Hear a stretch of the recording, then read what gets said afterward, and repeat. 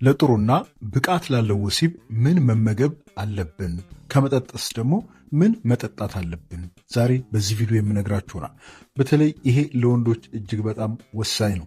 ምግብ ወሲብን የተሻለ እንደሚያደርግ ስለሚታመን ማለት ነው። እንግዲህ ይሄ በጣም ጥሩና ብዙ ሰዎች የሚያሳስብ ጥያቄ ነው። በተለይ ወንዶች ስለ ጤና ወሲባዊ ህይወት ወይም ደግሞ ሴክሹዋል ሄልዝ ስናወራ የምንመገበው ምግብና የምንጠጣው መጠጥ ትልቅ ሚና ይጫወታል። የደም ዝውውርን የማሻሻሉ የኃይል መጠንን የሚጨምሩና ስሜትን ቀስቃሽ የሆኑ ምግቦችና መጠጦችን መውሰድ ለጥሩ ወሲባዊ ብቃት አስተዋጽኦ ያደርጋል። ለተሻለ ወሲባዊ ብቃት የሚረዱ ምግቦች የሚከተሉትን ምግቦች በአመጋገብ ውስጥ ማካተት እጅግ በጣም ጠቃሚ ነው።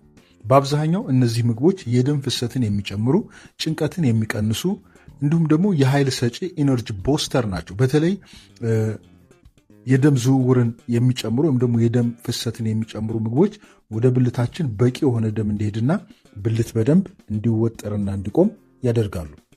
እንግዲህ ከነዚህ ምግቦች መካከል የመጀመሪያው እንግዲህ አትክልትና ፍራፍሬ ናቸው። በተለይ እንደ ስፒናች፣ ጎመን፣ ቀይ ሽንኩርት፣ ነጭ ሽንኩርትና አቮካዶ፣ ሙዝ የመሳሰሉት እጅግ በጣም ተመራጭ ምግቦች ናቸው። ምክንያቱም ተመራጭ የሆኑበት የደም ዝውውርን ያሻሽላሉ፣ በናይትሬት የበለጸጉ በመሆናቸው እንዲሁም ደግሞ የኃይል መጠንን ይጨምራሉ። ሙዝ በፖታሲየም የበለጸገ ነው። የልብ ጤንነትንም በመከላከል ይታወቃል ማለት ነው። ሌላው ሁለተኛው እንግዲህ ጤናማ ቅባቶች የምንላቸው ነው። እንግዲህ ከጤናማ ቅባቶች ለውዝና የወይራ ዘይት ነው፣ ወይም ደግሞ ፈሳሽ ወርቅ ተብሎ የሚጠራው የወይራ ዘይት ይገኝበታል። ይሄ እንግዲህ የቴስትሮን መጠንን ለማምረት ይረዳን። በዚንክና በቫይታሚን ኢ የበለጸጉ ናቸው። የልብ ጤናንም በመደገፍ ይታወቃሉ ማለት ነው። ሌላው ፕሮቲኖች ነው። እንግዲህ ፕሮቲኖች ለተሻለ ወሲብ እጅግ በጣም አስፈላጊ ናቸው። እንግዲህ ከፕሮቲኖችን የምናገኝባቸው እንደ አሳ፣ ሳልሞን፣ ቱና፣ ቀይ ስጋ፣ በልኩ ደግሞ ሳይበዛ እንቁላል ይገኙበታል። እነዚህ እንግዲህ ዚንክ በውስጣቸው ይይዛሉ። ይህም የቴስትሮን መጠንን እና የወንድ የዘር ፍሬን ጤንነት ይደግፋሉ። ለረጅም ጊዜ የሚቆይ ኃይልንም በመስጠት ይታወቃሉ ማለት ነው። ሌላው ጥራጥሬዎች ነው። እንግዲህ እንደ ኦትሜል፣ አጃ፣ ቡናማ ሩዝ የመሳሰሉት እነዚህም ለተሻለ ወሲብ ወይም ደግሞ ለጥሩ ግንኙነት እጅግ በጣም ተመራጭ ናቸው።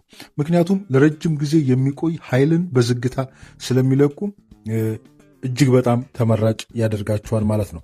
ሌላው እንግዲህ ሱፐር ምግቦች የምንላቸው ናቸው። እነዚህ ሱፐር ምግብ የሚባሉት እንደ ጥቁር ቸኮሌት፣ ዳርክ ቸኮሌት የሚባለው እንደ ይሄ ማካሩት የሚባል በአማርኛ ምን እንደሆነ አላውቀውም። እንደ ማካሩት የመሳሰሉት እነሱ እጅግ በጣም ጠቃሚ ናቸው። ምክንያቱም ስሜትን የሚያነቃቃና የደም ፍሰትን የሚያሻሽሉ ኬሚካሎችን በውስጣቸው ይዘዋል። እንደ ጠቅላላ ደግሞ እንግዲህ በአረንጓዴ ተክሎች ወይም ደግሞ አረንጓዴ የሆኑ ተክሎች እንደ ጎመን፣ ሰላጣ በቫይታሚን ሲ የበለጸጉ እንደ ሎሚ፣ ቃሪያ የሚያቃጥሉ ምግቦች እንግዲህ ቃሪያ በተለይ ወሲብን የተሻለ ያደርጋል።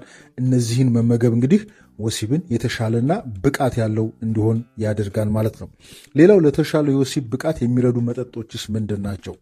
እንግዲህ ከምግቦች በተጨማሪ መጠጦችም የሰውነት ፈሳሽ መጠን በመጠበቅና የደም ዝውውርን በማገዝ ወሳኝ ሚና ይጫወታል። ንጹህ ውሃ ከሁሉም በላይ ሰውነት በቂ ፈሳሽ ሲኖረው የኃይል ደረጃም ከፍ ይላል፣ ድካም ይቀንሳልና የደም ዝውውርም ደግሞ ውጤታማ ያደርጋል።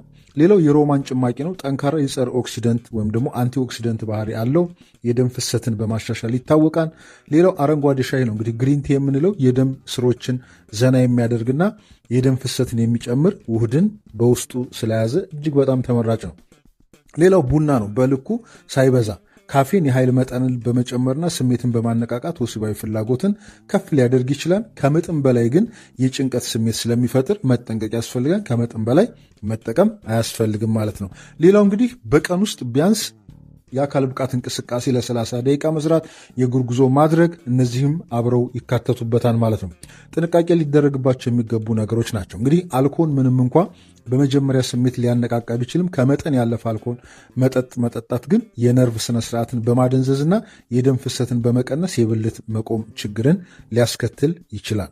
ሌላው የሰባና ከመጠን በላይ የተዘጋጁ ምግቦችን፣ እነዚህ ምግቦች የደም ስሮችን በመዝጋት የደም ዝውውርን ያበላሻሉ። እንዲሁም ደግሞ የድካም ስሜት እንዲሰማን በማድረግ ችግር ያመጣሉ ማለት ነው። ሌላው የሶዳና ከፍተኛ ስኳር ያላቸው መጠጦችና የኃይል መጠን በፍጥነት እንዲጨምርና ከዚያም እንዲቀንስ ሹገር ክራሽ በማድረግ ድካምን ያመጣሉ። አጠቃላይ እንግዲህ ሚዛናዊ ጤናማና በንጥረ ነገሮች የበለጸጉ አመጋገብ ለጥሩ ወሲባዊ ጤናና እንቅልፍ እጅግ በጣም ቁልፍ ናቸው። ሌላ እንግዲህ ስለ ጤና ጋር በተያያዘ ጥያቄ መጠየቅ ካለባችሁ ኮሜንት ላይ አስቀምጡልኝ። ጥያቄዎቻችሁን ለመመለስ እሞክራለሁ።